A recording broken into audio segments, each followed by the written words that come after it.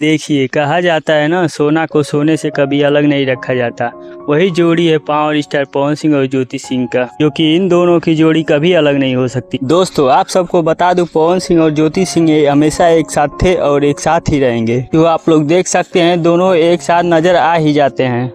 जलने वाले जलते रहेंगे। पवन सिंह अपने फैमिली के साथ हमेशा खुश नजर आएंगे और बहुत जल्द ही छोटा पवन आप सबके बीच में पवन सिंह जी लेकर आएंगे। भाई, यही तो इंतजार है उनके फैंस का कि छोटा पवन कब आएगा। फिलहाल मैं आप सबको बता दूं, ज्योति सिंह जी अपने इंस्टाग्राम पर इस समय ज्यादा एक्टिव रहती हैं, लगातार नई नई पोस्ट डाल रही हैं और दूसरी तरफ पवन सिंह अपने नए नए प्रोजेक्ट पर लगातार काम कर रहे हैं। लेकिन मैं आप सबको बता देना चाहता हूँ, बहुत जल्द ही छोटा पवन आएगा। बस हम सब यही दुआ करेंगे पवन सिंह और ज्योति सिंह की जोड़ी हमेशा सलामत रहे और वो दोनों हमेशा एक साथ खुश रहें। पवन सिंह और ज्योति सिंह की जोड़ी को किसी की भी नज़र ना लगे। धन्यवाद।